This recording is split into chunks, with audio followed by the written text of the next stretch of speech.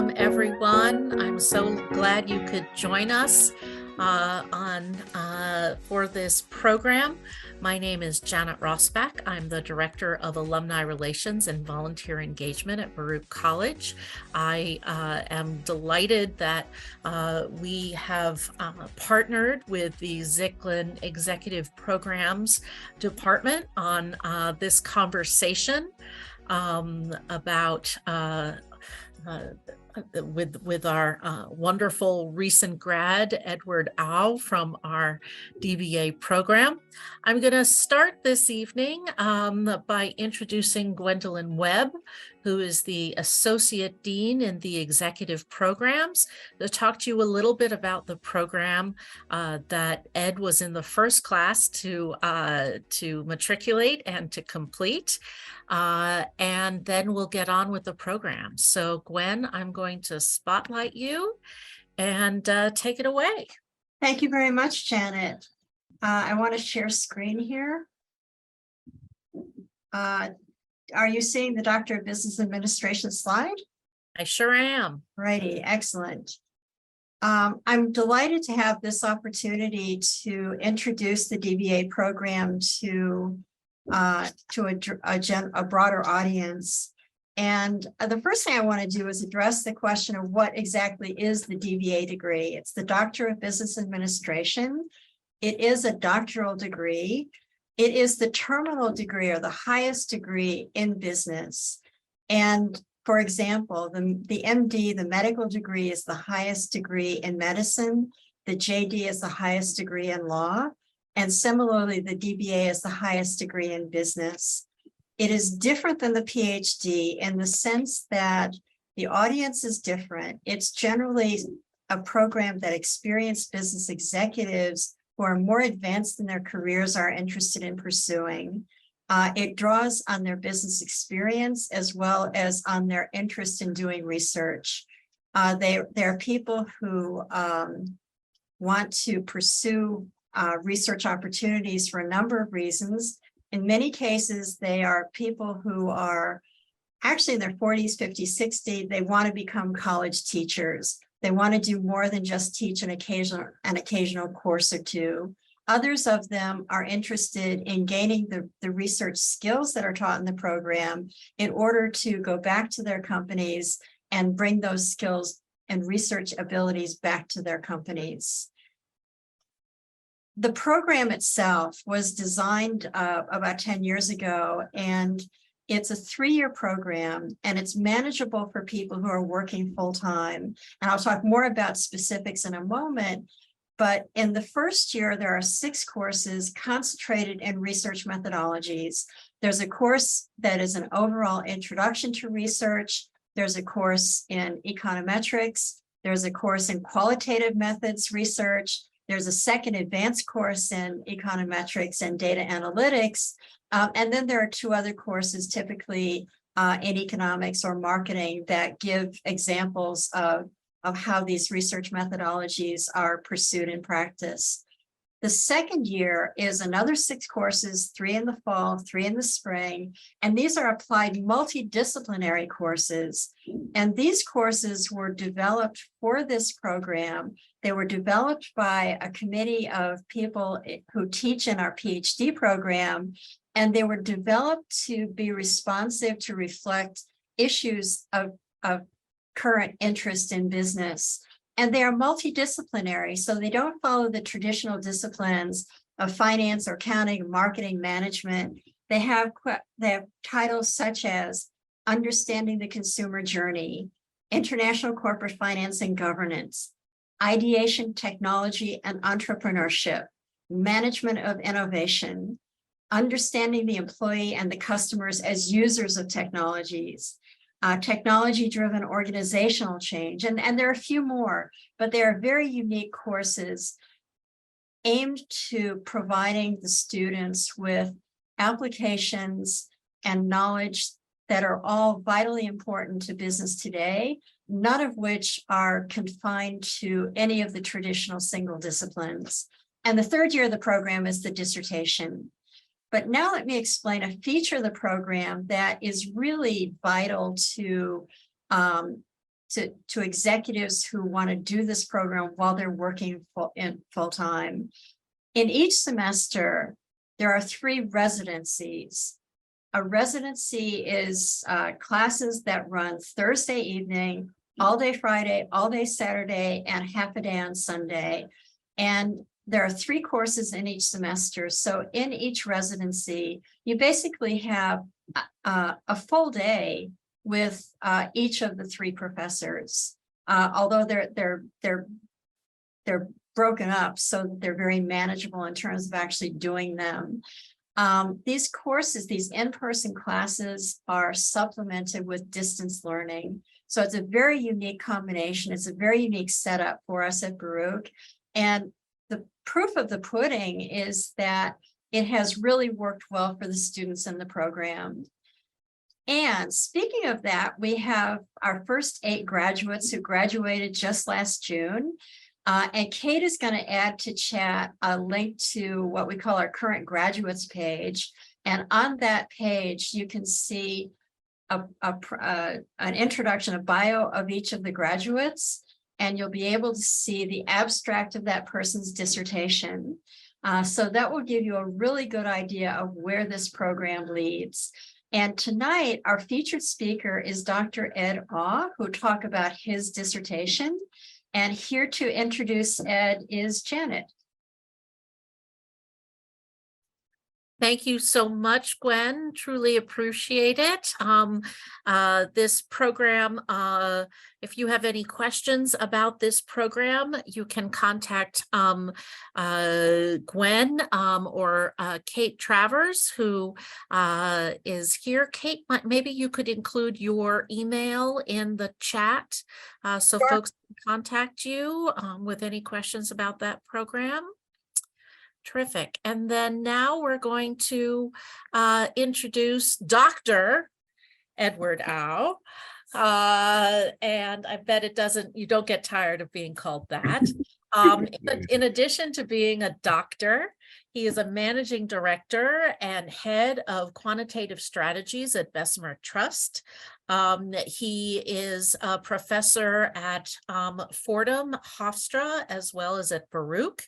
And I am very, very curious about whether the death of active portfolio management has been greatly exaggerated or not. So with that, I pass it on to you.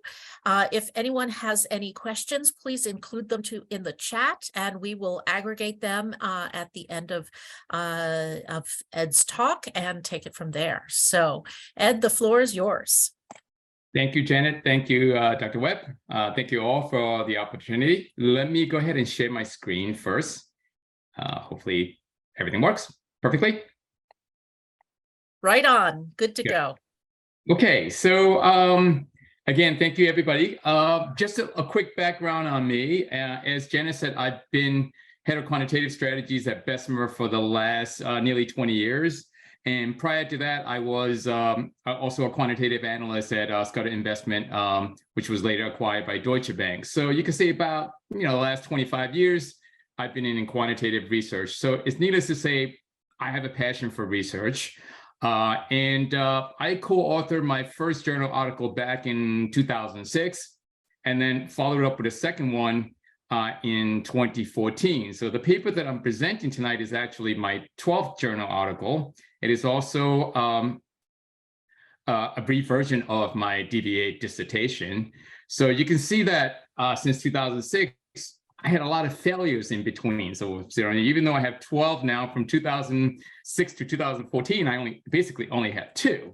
And as a practitioner, publication in journal is really, really important for a researcher, because it's a way to have your research validated by your industry peers, right? So what I noticed along the way was that in order for me to be successful in terms of research and be able to publish, I need to have a balance between relevance and rigor, right? So being a practitioner, I've always had the relevance in terms of the questions that I'm asking, but I know that I needed more rigorous approach to research. So hence the DBA program. So I did a lot of research starting about 6 years ago. and explore many, many different programs. And finally, I picked the right one as far as I'm concerned. So what I want to share is that one of the things that was repeated loud and clear to me as I talked to many folks that have gone to complete it, a doctoral degree, is that in order for you to have a successful research at the end, you need to have a research question that you are basically very passionate about, right? So I took a lot of time thinking about it. What am I passionate about? I know it was going to be something in the industry, and this is Zoom, and this is not working. Sorry about the cat. So I look, and the next slide that I'm showing you, the data on, and there's very different variation of it. That's what troubled me, and that was my research question. And to sum it up, in the circle, what I circled out in the U.S., this is according to the S&P Dow Jones, which is one of the biggest benchmark provider in the United States, percent of managers that their index beat. So if you look at it in the U.S., for example, or 3-year and a 5-year, nearly 15% of the manager, take the opposite, 15% of active managers cannot beat the index. Right? Oh, only beat the index. Sorry, I should say that 85% of the managers cannot beat the index. And if you take that down to a 10-year period, you can see 90% of the managers cannot beat the index. So why is it so troubling for me? Well, as an active manager, albeit quantitatively speaking, for the last 25 years, I've read many academic papers that talked about factor premium, right? You can invest in a strategy where you select stock based on value, quality, momentum, sentiment. There are tons and tons of papers that are out there that are published, right? And you will be very successful. And if you go test it, you would be. Of course, the most famous one, or the most publicized one, being Farmer and French cross-section of expected return for book to market back in 1992. So from that aspect alone, from a quantitative perspective, this number is very, very troubling. Over a 10-year period, only 10% of the managers beat the index. Hence, if that's true, and I'm not saying that isn't true, obviously my job in the industry would be in jeopardy, right? Why would anybody keep investing in that if only 10% of the managers can beat the index? And needless to say, the market has definitely recognized that as well. Here's the chart showing you percent of fund flowing into passive since 1993. You can see we're losing assets, right? So the research question for me is very relevant. Now, if I take it out of the quantitative framework, over the last 25 years, I've also met many, many colleagues that are fundamental investors that can pick stocks very well, right? So it seemed to be a big disconnect. We can select stock, whether quantitatively or fundamentally, that can outperform the market. Yet when we create a portfolio, those portfolios don't beat the index, right? So hold that thought for a second. When I enter the DBA program, obviously you're going to go around and talk to a lot of professors, including Dr. Webb, about your research question, right? That's the first thing they ask. If you got a 3.5-year timeline or so, you better make sure that you come with the question as part of the interview process. But you want to make sure that your question is good, is relevant, right? And what is clear is all the professors always say, Ed, who cares and so what? Can you answer that? Why should I care about your question, right? Why should I really care? So I'm thinking that we all should care. We all should think about it. You guys are all on the call. Maybe some of you are professional investors. And if you're not, you can think, I guess, global financial crisis back in 08, 09, the defined benefit plan that we all knew, it as, retirement plans are so no longer around, right? Everything else is defined contribution now. And we would have to manage our own portfolio anyway. So investing in a mutual fund is very relevant to all of us. So I hope that if you're here tonight, that at least you care that the fact that active managers are underperforming, and what should you do? Should you, simply buy an index fund and call it a day, right? So truly, is active management really dead, as Janet had asked earlier, looking at the title. So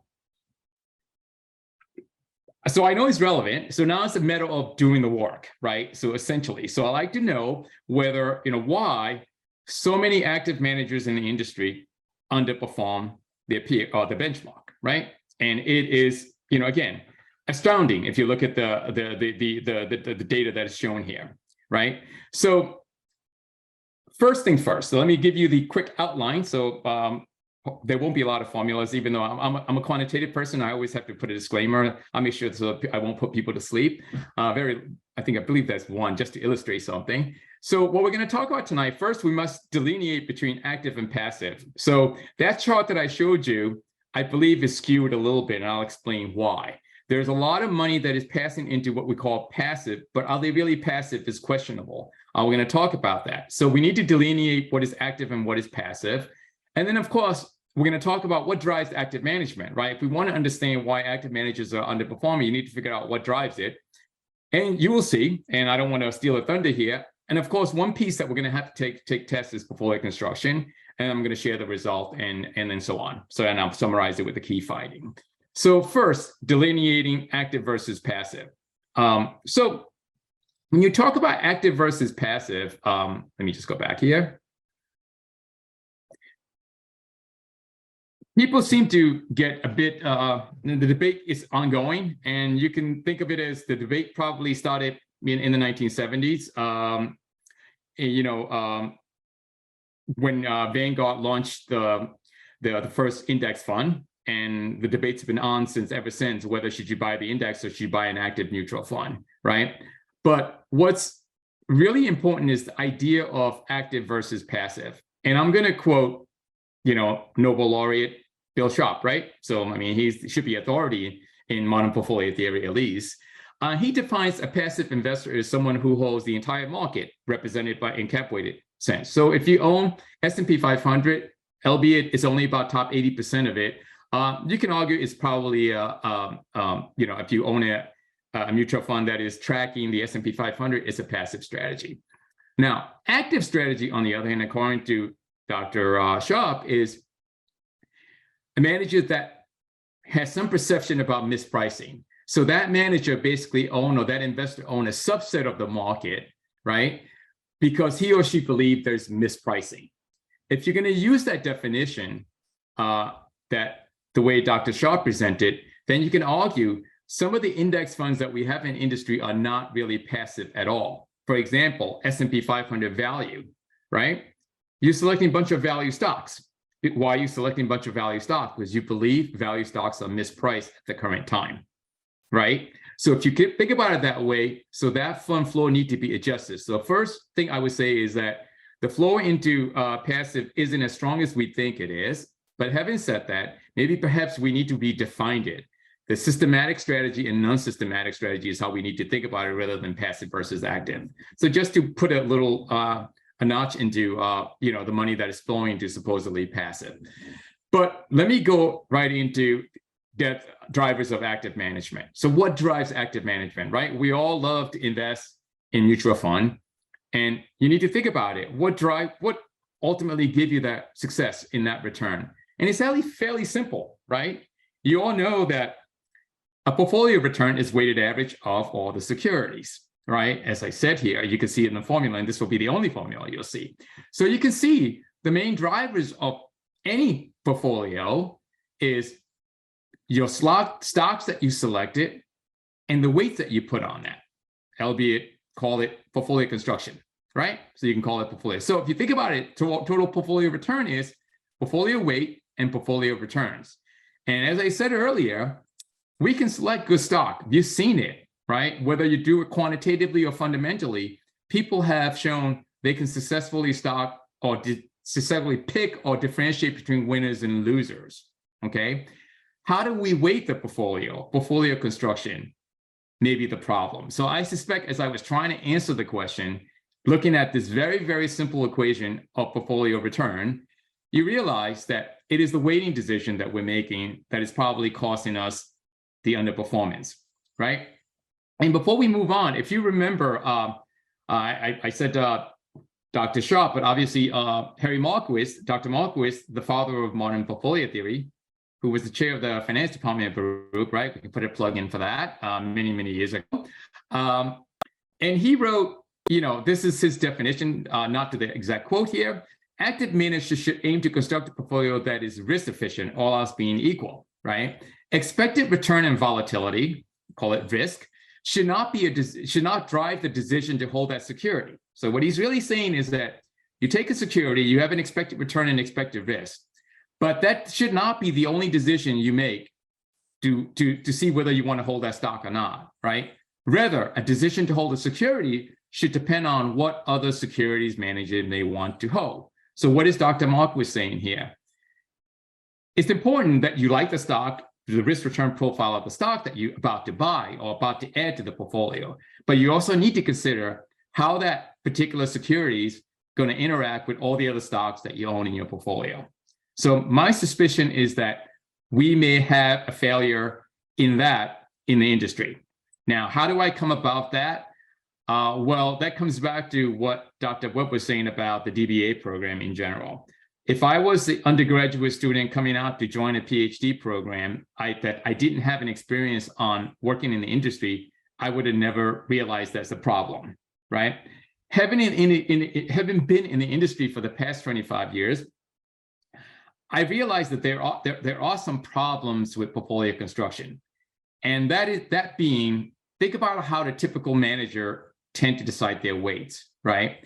The very first time they construct their portfolio, if you think about it, the very first time they got their $30 million and they're creating that portfolio, they probably thought about it, what name they're going to add, what name they're going to, at what percentage, right? So they have some conviction weighting, for the lack of a better word, right? They like certain names better than others, and they decide to overweight those securities and then weight certain things a little bit less, which is fine.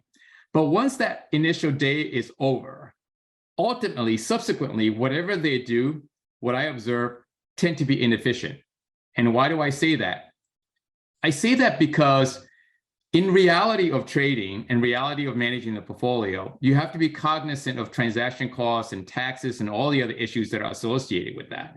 So generally, this is what usually happens in a typical active management shop, right? Your portfolio manager, your tech analyst runs into your office and say, my thesis is broken on stock XYZ, a technology stock. I want to get out of it, right? I'm done.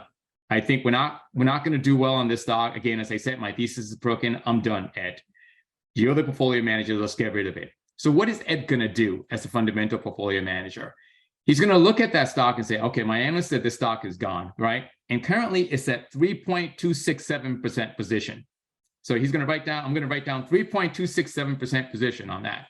Then I'm going to ask, well, this tech analyst just blew up his name, so I'm not too happy. I'm going to ask another tech analyst, hey, do you have another tech analyst for me? Because obviously I have a tech name for me because I obviously have a weighting that I want to keep in a portfolio, right? In technology. So I'm going to pick stock ABC to replace XYZ.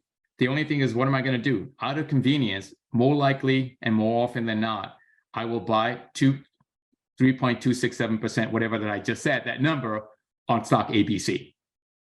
Do you see that? And you're going to keep doing that. And after time, what are you going to have? Very inefficient portfolio.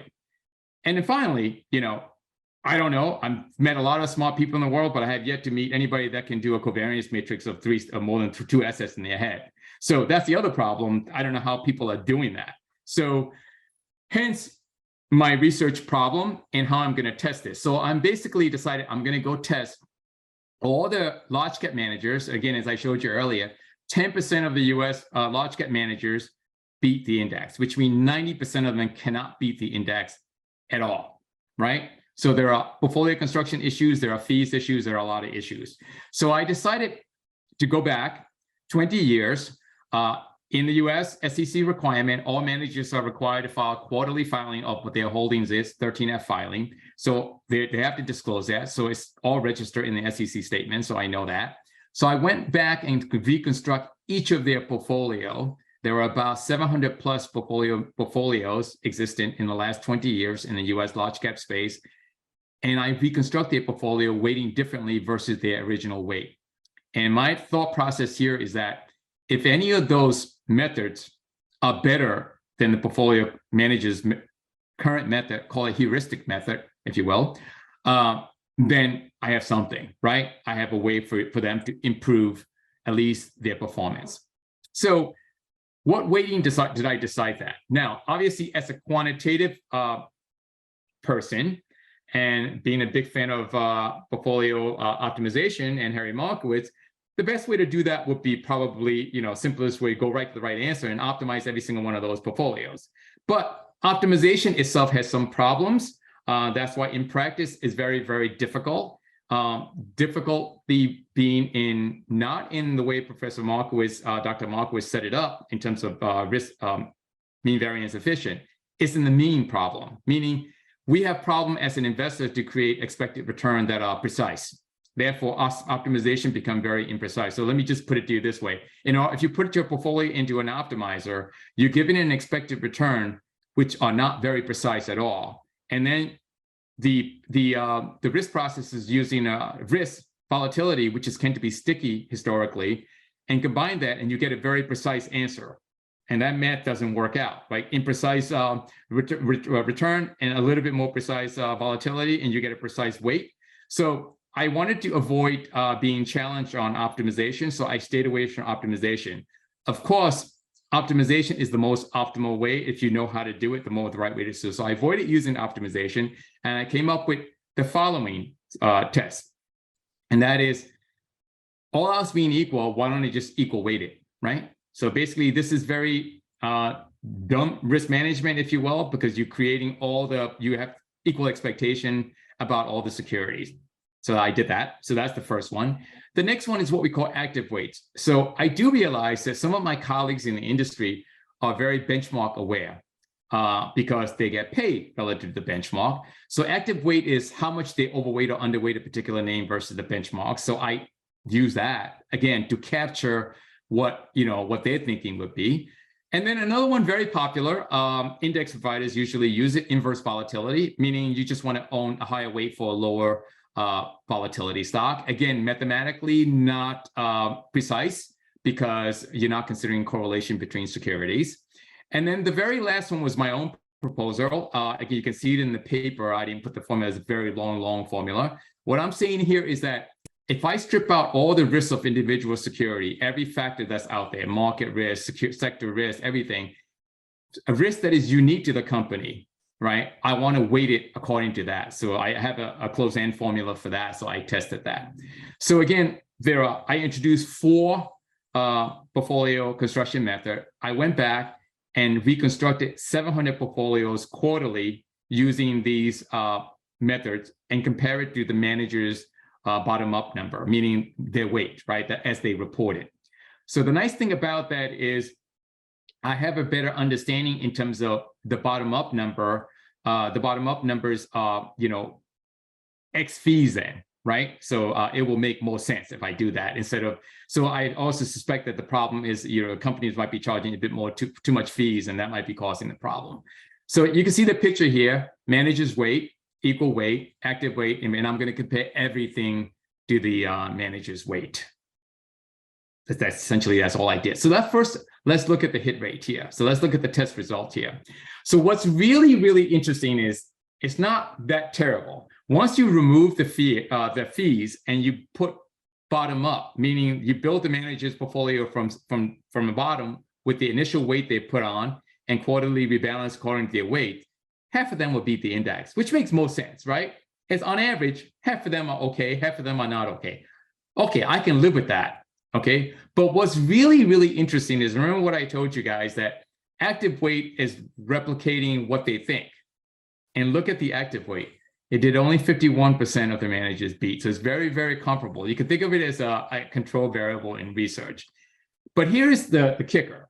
If you simply equal weight it, which you could say is very risk inefficient, you still do a lot better, much better than if you don't believe in anything else, right? And again, managers have some behavior issues. They don't like to give controls over to black boxes or things, to do it, magically come up with weights. 63% of the manager beat if you simply equal weight it. Now, here's the interesting one, inverse volatility, right? The lowest risk security weight the most. If you do that, 74% of the managers beat the index. So the odds goes up significantly. So hence, this will tell you that, the real optimization, if you figure out how to do it right, will be much more efficient because it's actually considering relationship between securities. And then the stock-specific risk, company-specific risk also does fairly well at 60%. right? So these are just hit rate. How many managers outperform over the time horizon on a 10-year basis? You can see they're significantly better. But even more interesting, right? People always say when it comes to religion, with money, we all have the same religion, right? So you can see that there is real money associated with this. Is the annual excess return. So if you equal weight it, and the T-stats are astounding here, right? You're leaving 117 basis point on the table. If you simply equal weight your portfolio instead of your own weighting decision, you would have made 117 basis point more annually, right? And inverse volatility, 119 basis point more, okay? And the residual parity is a lot less, but they're all statistically significant. So what's really, really interesting is not only you can cover the fees, right? You will be more than okay if you are simply more disciplined about how you construct your portfolio, right? So key findings here. So what I conclude is that, as we all know, performance of active management or any other portfolio management is a function of both stock selection and portfolio construction.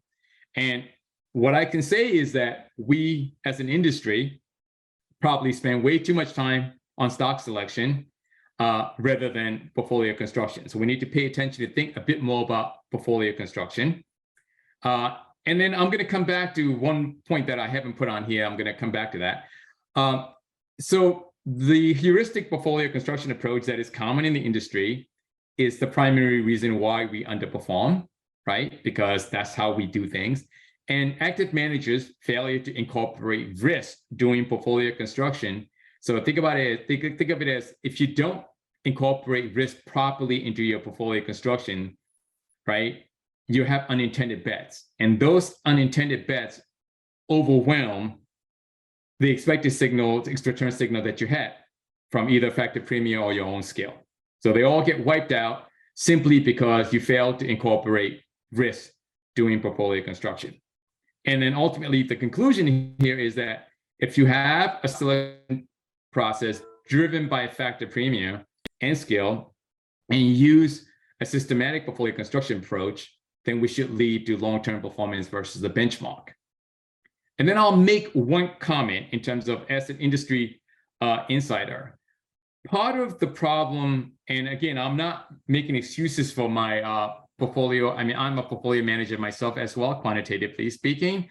A lot of the shops that I've been to, we all operate the same way, and it's pretty much an industry standard. Perhaps some of the problem with portfolio construction is also how we structure our investment departments in many of the companies across Wall Street. And that is, think about it. You hire a young and eager business graduate and teach them about all the theories and everything, and you come in and that person wants to learn how to pick stock, right?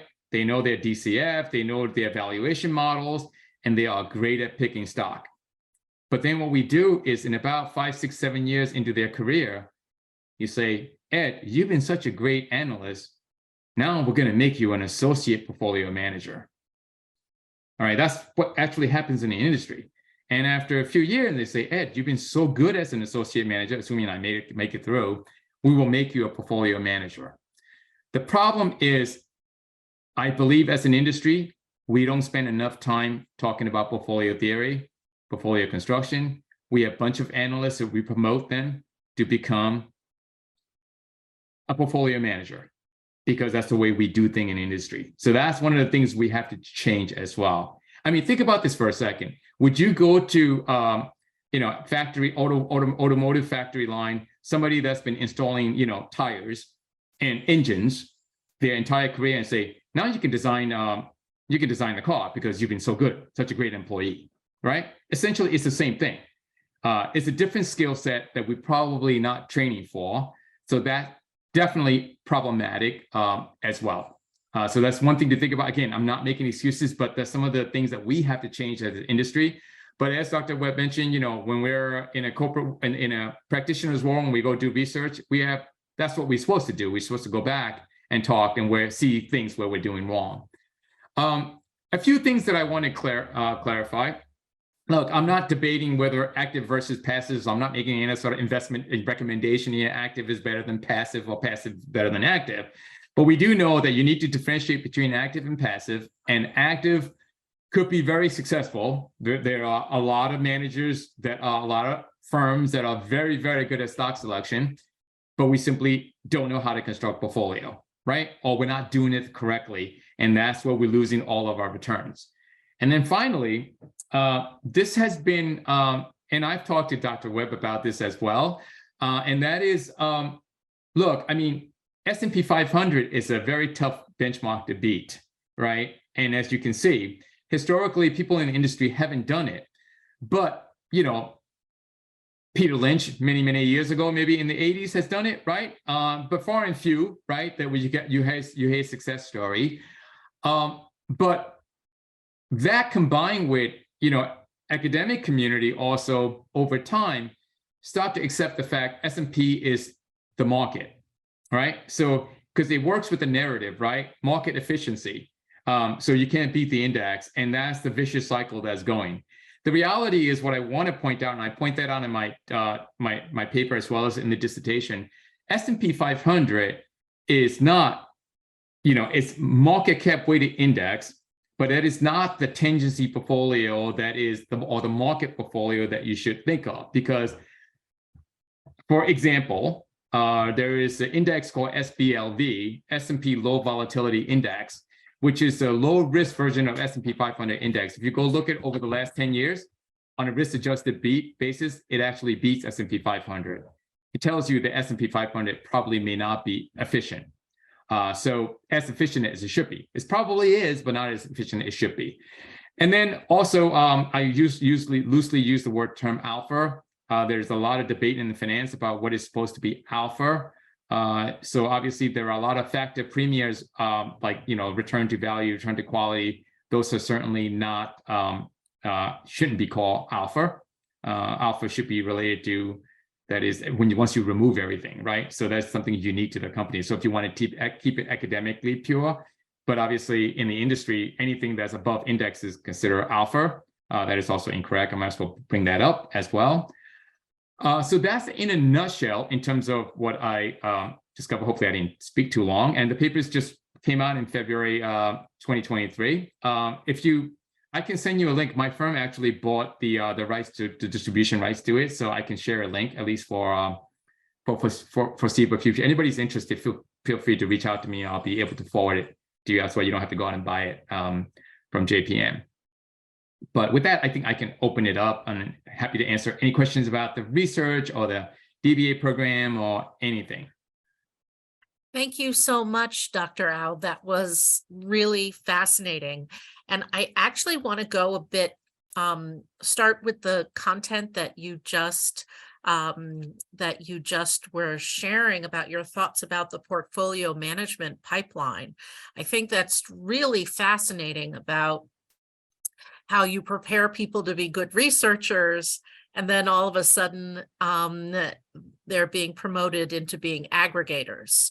So if you were in charge for a day or a year, a decade, how would you change the marketplace? And what sort of talent would need to be cultivated for portfolio managers versus, you know, prize researchers? So, you know, to select stock is a different skill set. That's what we taught in business school, right? How to evaluate a company we pick. Construct a portfolio. I mean, there are portfolio theory classes that we teach at Baruch and all the other school, but it's a different skill set, right? People just have to be aware of that, you know, the skill set that you need to do that, right? So you need to understand how to work mathematically. You have to be mathematically more inclined. Again, I don't want to have a quantitative bias on it. I'm not saying you need to be a quant person to be able to be a portfolio manager. I think anybody could pick that up, but just understand that, you know, as I alluded to earlier, what Marquis is saying is you're putting all these names together. You got to think about how each of them relate to one another, right? How are you going to do that without really having a mathematical way of doing it, right? So the proper way to do that would be at least understanding. You don't have to know how to do it, but you have to at least understand and appreciate that, you know, what an optimizer is doing so you construct a portfolio efficiently, right? What we can do, what I've been doing at least is, when I teach, I remind people, do you want to be a stock? Do you want to pick stock? Do you want to be stock? Be an analyst, right? If you want to manage portfolio, do you like math? Do you like making calls on macro? And if you do, then you should be a portfolio manager. But making a stock analyst to become a portfolio manager is a bit troublesome. That's super interesting. Do you find that there are certain talents that the most successful portfolio management professionals have, or certain qualities or characteristics? I definitely, in terms of, you have to be somewhat mathematically inclined. You don't have to be a mathematical genius, but you gotta like math, right? It'll be a start. But I think more importantly, if you think of the whole entire investment process, right, from stock picking. So I guess you could think of it as, you have to screen the universe for stock. Then you got to do research as an analyst to pick the stock you want. Then you got to construct a portfolio. That's starting to portfolio management now, right?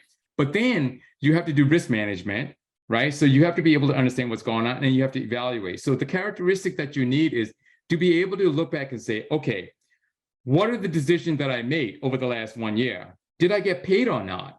If I didn't get paid, okay, I want to mark it down. I got this question wrong. Whatever I decide, I got it wrong. Do it again another year. Now, over a 5-year time horizon, assuming you have 5 years, right? And if you keep making the same mistake, the same decision that you make, you're not getting paid. Why would you make that decision anymore, right? So you're not good at it. Say, Ed, you're not good at making that decision. Don't make it, right? So if I keep making sector calls and I'm wrong, I need to be aware and self-aware and say, hey, I can't make sector call. I always get it wrong. So why don't I just equal weight sector, weight it the same as benchmark, and I'll let my stock selection do the work, right? So I think you need to be a bit more open-minded and a bit more, going back to use it. So I want to be careful here because, we took a class in innovation in DBA program, and I certainly learned, one of the comment that I learned from that, the most important one is, innovations are great, but innovations and new ideas are useless unless they're used, right? Just remember, you come up with all the new ideas, but they're useless unless somebody uses them. So the question is, you asked the right question, Janet, in a sense, okay, I'm making some discovery in terms of how people should behave. Now the next step is, how do I convince everybody so they use it? Otherwise, the research is really useless, right? So that's the final step that you need, which is, okay, I found something, but can I put it in a more palatable way without, offending anyone? And how do I go about doing that? That's a much tougher challenge, but that's with any innovation, right? For the environment to accept your innovation, you have to be able to make sure that it's useful. You got to convince them and not complicate it, right? In a thing. And also sell it, right? I mean, Yes. that's that, market it, tell the story, educate your clients. There's that whole side of the softer side of Sears skills that are needed as part of that portfolio, that role as well, right? Yes. All right. Well, I could keep talking to you, but we have some questions here from our alumni. Kevin Nelson asked early on, are there any benefits to shareholders directly registering their shares with the company's transfer agent? I'm not sure if I'm an expert to answer that. Like meaning, Is Kevin still here? Let's see. Kevin, would you like to expand on that? Yeah, sure. Thanks. Thanks, Dr. Edward. Yeah, like the transfer agent, such as ComputerShare or ATS in some cases, but ComputerShare is the more prevalent one. That is the transfer agent for most of the public companies. oh, As okay. opposed to as opposed to shareholders holding their shares with the brokerage like Merrill Lynch or I don't know, Robinhood purchase and directly through the transfer agent. Yeah, I mean, I don't have an expertise on that, to be honest, because I usually do more on, public security. I know what you're saying because you want to have somebody else buy it, so that you have a more flexibility, less conflict of interest, I guess, right? Instead of a broker. That's one way to think about it. But yeah, I haven't really thought it through to be perfect. I don't have an answer to that. Sorry, that's not my expertise. Yeah, I was just curious because when you do it, when you purchase directly through the transfer agent, that's in essence purchasing the shares in your name as opposed to beneficial ownership with the brokerage. Right. Yeah, that's if you do that directly. Again, but there are a lot of, I'm not sure, as an individual, I guess you got to look through it, but as a 40 Act fund, we don't have that flexibility, I don't believe. So, you know, It's like a curious loophole to me. yeah. I never thought about that, to be honest, but you know, because I've been in the industry the last 20 years, I don't own individual securities because I don't want to have a conflict. So I only buy mutual fund, if you will. All right. Okay, Aaron, you're up next. Let me read your question and feel free to unmute if there's anything you want to expand on it. Hi, Dr. Ed, he says. Wouldn't you be able to somewhat keep the exposure using future overlays until a new tech stock is found? There is still basis risk here, but wouldn't this limit the fluctuations in the asset allocation of the portfolio? You're talking about the comment that I made about when I got rid of one stock and add another one. The problem that is, again, as an individual investor, you have more options, but as a 40 Act fund, sorry, I should explain. All mutual fund managers in the United States are rolled by 1940 Act, SEC Act. So that's what we're called 40 Act managers, and they generally have a lot of rules. So not necessarily, not every fund is, you can just go out and buy futures or derivatives. So it depends on how your fund is set up. So yes, that would be one option. If you get rid of name, and you can get a tech exposure to do that. If you don't want to do that, the only other option would be to buy an ETF to replace it. Again, remember, if you're managing an active fund, your clients are expecting you to hold individual names, right? So if you X out one name, you're going to replace it with another name. Aaron, anything you'd like to follow up on that? Well, thank you, Dr. Hall, for explaining this, and I really do appreciate all the research you put into this. I would actually be interested in seeing your paper and expanding on this, because I am curious to seeing that it seems like the research you've done may have was based on stock specifics. And if you're doing it on a portfolio, I know it's a 40 Act, like you said, but that, the idea of just like selling the security, like your tech example, if you sell that security, your weight on everything else gets shifted completely. But I was just curious if you kept it to your, say, when you created the portfolio at first, your allocations remained constant over that time. I know 40 Act funds may have had some, there's restrictions to doing that, but in your research, if you've actually kept those weights, the allocations constant or somewhat consistent over time, would have you have outperformed the benchmarks? Like, I was just curious to see if that would be incorporated in the research you did. That's another way to do that. You're saying you keep your manager's weight constant the way it is, right? But then they would have to say they shouldn't change, but they're changing also, if you remember. So the way I did the paper, I'm looking at their weights every quarter. I kept their weight for the entire quarter. I don't change it, right? So in fact, it's giving them the benefit. But I mean, I tie it out to the overall return. Most of them, it ties up close to it. So large cap managers don't tend to turn over a portfolio that much. They're not day trading their portfolio. So that's usually not a problem. So, and then, to go back to your question, it's not, the point that I was making isn't the name that goes out and the name that comes in. It's very well be that the name stock ABC is better than XYZ.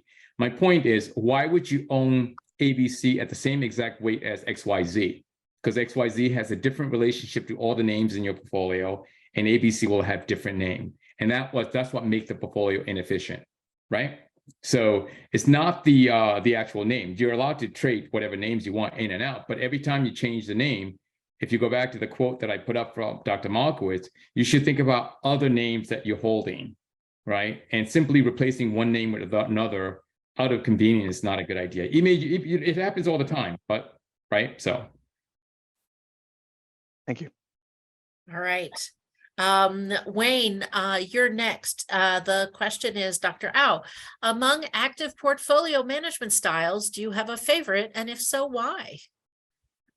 So I'm a quant person, so I use multi-factor. So I have all the styles are incorporated in my multi-factor model. Now, the styles are very careful. I would say, I think I wrote it in a paper a few years ago back as well. That's the danger of having value index, quality index, and sentiment index, and all these different style.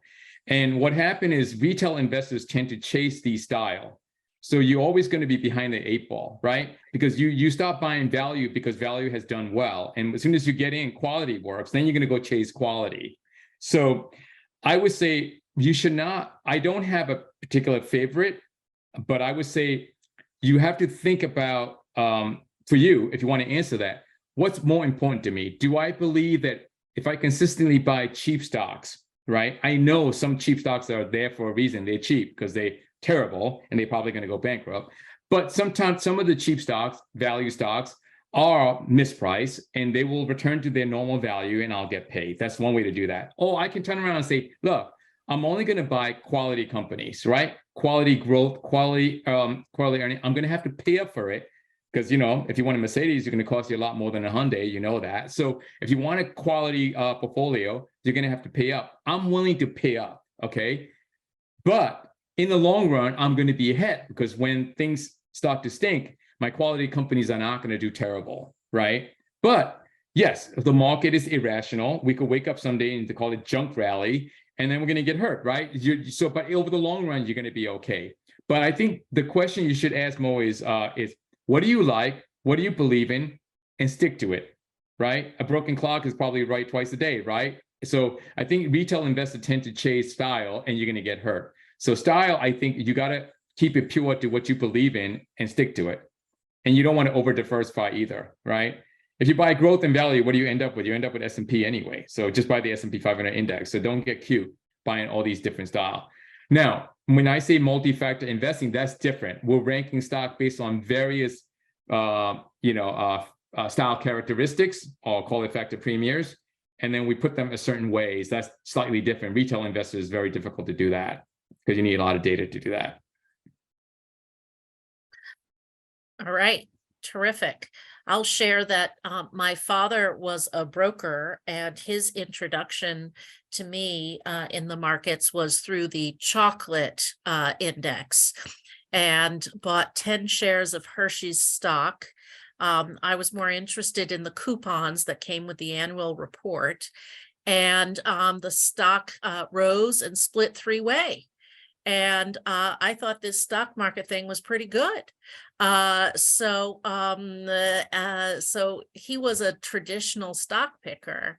And so he, to his, very last day, he kept an active portfolio, but it was very limited. I mean, his portfolios were maximum 8 stocks at a time for his clients. And when I see these mutual fund reports that have hundreds and hundreds of different stocks in them, my head spins, but that's neither here nor there.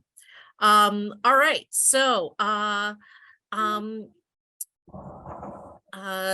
Dr. Au, I have another question for you. Since you've finished your DBA, and since you've done this research, what else have you been pursuing in terms of your research and the work you're doing? So I graduated in 22. So I walked in 22. I defended my dissertation probably a year and a half back because of COVID. So that was like delay. But I am definitely using all the rigorous skill that I picked up from the program to take research to the next level. So right now I have, I have 3 papers that are submitted that are in the process of peer review, and I would believe some of my professors in the program will be very, very proud. So The two are pretty much standard. One is actually on portfolio construction. How many names should an active manager hold is the title of the portfolio. And what I'm really trying to show here is that a different space that you're in matters, whether you're a small cap or large cap, and how you're getting compensated, how much risk you want to take, right? So I think in terms of information ratio, without too deep into it, with some simulation in it, so that's something I worked on. The other paper that I have submitted right now is convertible bonds. When you look at index, when you look at investable space for a convertible bond, convertible bonds are very interesting, right? Because they're a bond, but they essentially are equity-like, right? But they're not very, very liquid. So it's very, very difficult to invest in it as an individual investor. It'd be very costly. So I worked on it with my colleagues where we look at the convertible bond index and we replicated it using essentially individual underlying security and high yield index. When you combine it, you get exactly pretty much comparable to a convertible, so that you get liquid asset to replicate that. So that's the other paper. But the last paper that I worked on, and this is for Dr. Lang, I haven't reached out to him. I want to surprise, assuming the paper go through the peer review process very, very well. This is something that I probably want to come back and brag about, because in part of the DBA program, we learn about qualitative research. And I think Dr. Webb is nodding because I think she's got the finance background as well.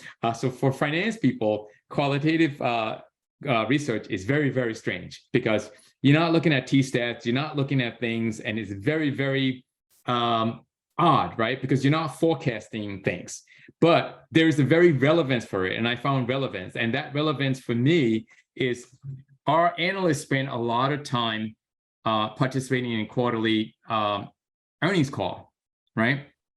Management come and discuss, how they did in the quarter and how they think the future is going to be. And what I wanted to know was, I don't want to forecast anything. So it's not finance. I don't want to predict whether they're right or they're wrong. But what I wanted to understand was what qualitative research people do, which is why they do and how they do certain things. If you understand that, you can make a decision on whether that whatever fact they're doing is useful or not. So what we found, and again, I can kind of preview that, right? What's interesting is that for companies that have earnings surprise, meaning that companies that did really well relative to what Wall Street expected, if you look at all of their explanation in their subsequent conference call, they self-attribute most of the time, meaning we executed this well, we did this well, we did that well, and blah, blah, blah, blah, blah, right? And if you go look at companies that missed earnings, right, they usually defer that to macro variable, meaning, COVID hurt our thing and interest rates are not in our favor, our industry is not doing what it seems to be very consistent. So what's really interesting is that our conclusion is, if you're an analyst and you're listening, you need to be self-aware that when you go into these conference calls, they're going to be biased. So the one that executed, the one that beat the estimate, are always going to claim they did it correctly. The one that did miss is always going to say there's some industry problem. And oh, by the way, in both cases, they're going to give very rosy outlook because they have recency bias, right? They just self-attribution and recency bias. So again, something that was, so in fact, when I finished the paper, as I said, this was my 12th paper. That paper that I submitted, I said to my colleague, for the first time in my life, I actually submitted a paper to Journal of Wealth, a Journal of Investing that has no formulas in it. There's no T-stats in it. I don't know how they're going to behave or what they're going to think of, but they have a behavior issue coming up. So that's what we submitted to. So it's going to be interesting. Again, so that's something that I specifically learned from the DBA program. And one of my colleagues looked at it and said, Ed, wow, you got a lot of citation. I say, this is the most painful paper I ever wrote. I needed all the citations because that was not my areas of expertise, but that's something I learned in the DBA program. And to the rest of you, this is what I really want to share.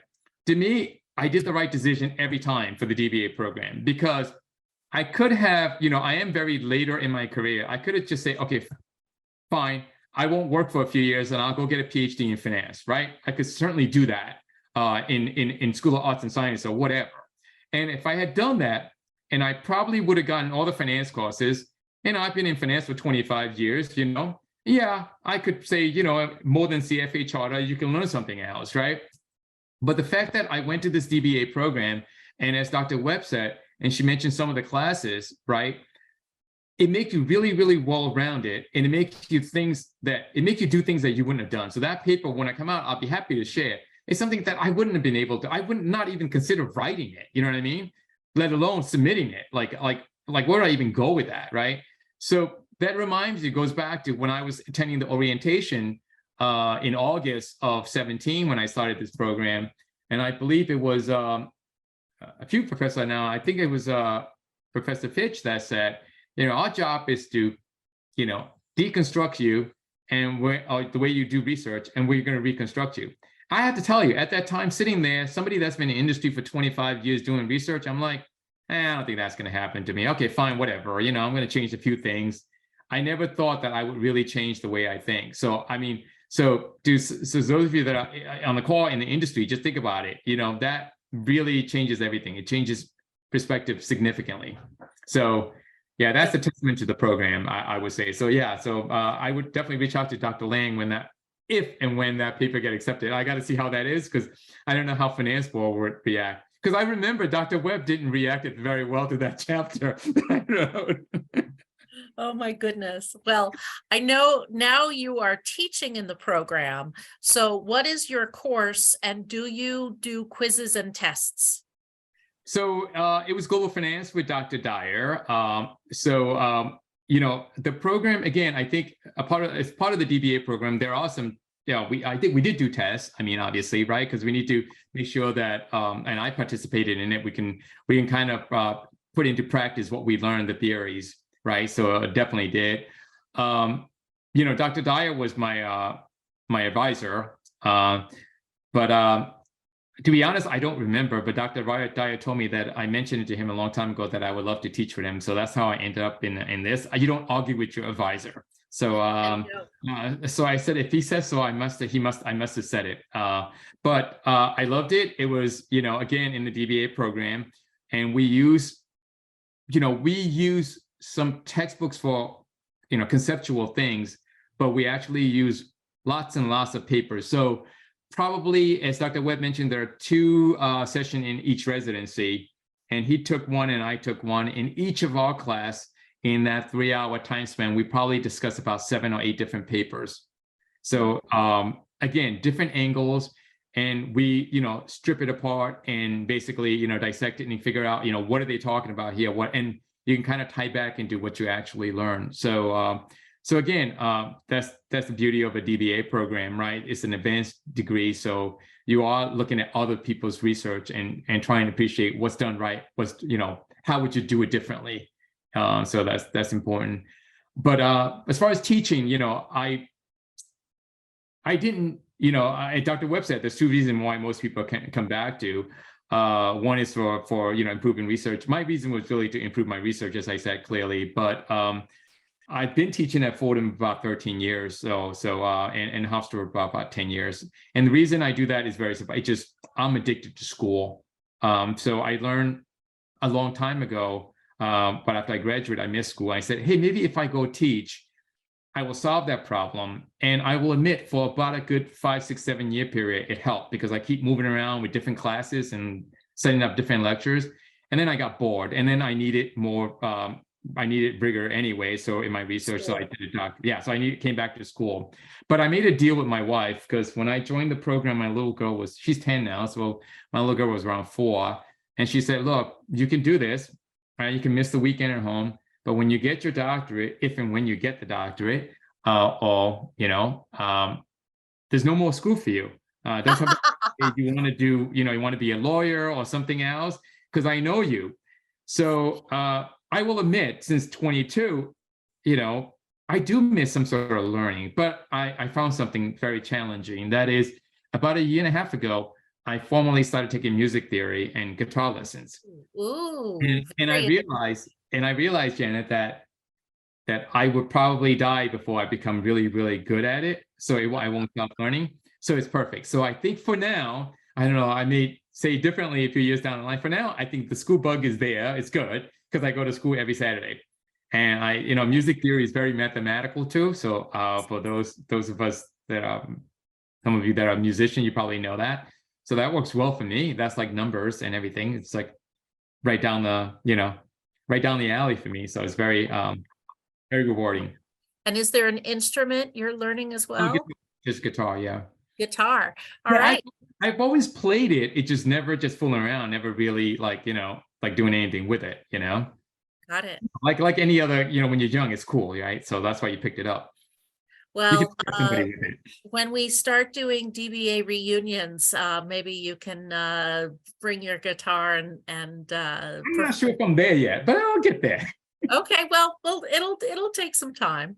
Our last question is, if some of the folks who are with us today would like to get a copy of your research paper, what should they do? Should they email you, or Yeah, you can just email me. I'll send it to you. I can give you my Hofstra email so that I'm not in edward.aw, my first name and last name at hofstra.edu, because my Baruch email sometimes doesn't work. So that's why I know for sure. So I'll just email it and I'll send it out to you. I'll send you a link. did I type that in right? Edward.aw@hofstra.edu? Yep, perfect. Yeah. All right. Well, may this not derail the folks who are here and start looking for DBA programs at Hofstra, but rather continue to focus on Baruch. I know that Baruch mail gets a little crazy. I think we all deal with that. Now, can I say something, Janet, in terms of like Yes. DBA program? I know a lot of the local, because we're the first one to do it, and I'm sure there'll be a lot of other schools that'll be offering in out of state as well as in state. I would say one thing for the folks that are online here: if you're going to do a DBA program, go to that program page and go look at their dissertation, what they put out. That should tell you whether you want to be in that program or not. If somebody is posting up a term paper and they got a doctorate for it, you know the answer, right? So I think I will say, I think we posted all of our DBA, I think to a T, all of both classes. I'm proud of every single one of us. So I would say that would be the one thing that you look at. Just like an MBA, that would be a dime a dozen eventually. Everybody will do that. But I would say just be careful and go look at the dissertation, read it, and then you make your decision based on that. All right. So the death of active portfolio management has been greatly exaggerated, and yet for those who do pursue it, it has to follow a very special model and format that you recommend. Am I right there? Yes. Excellent. And any final words for our group here this evening? No, and as I said, if you guys are interested in the research or anything, please let me know. I think it's important, especially with industry leaders, we need to keep getting involved with all the academia, because I think it benefits both as an alumni, if it benefits your company as well as it benefits the school, right? And I think it will overall benefit everybody if we keep up the work. So I would love to have a conversation going. If you have any research topic you want to write about anything, please feel free to reach out. Anything about the DBA program, I can definitely tell you. And I'm sure my cohort colleagues will be the same as well in terms of, about the program. Excellent. Excellent. Well, I thank you so much. Gwen, is there anything else you'd like to add? I'd like to thank you, Ed, for talking about your dissertation research. And I greatly encourage anyone here who's online to take a look at our current graduates page. That will give you an idea of the breadth of different research topics that were pursued. Ed's is more in finance, but some of the other ones were citizenship as a social determinant of health and healthcare access, how innovation occurs in the software industry, the many sides of social capital, ethnicity and global presence. So it was a very wide range of topics, all of them using very different research methodologies, several of them using surveys and other forms of qualitative research. So we're all happy to answer any questions that you may have about the program. And thank you for coming tonight. Those sound like much more sophisticated topics than my chocolate investing strategy. So I do, that sounds really incredible. Thank you, Dr. Au. Thank you, Dr. Webb, very much. Thank you all for joining us this evening. We look forward to seeing you at a future Baruch event in person or online, and wish you a wonderful evening. Take care. Thank you. Thank you. Good night. Good night. Thank you.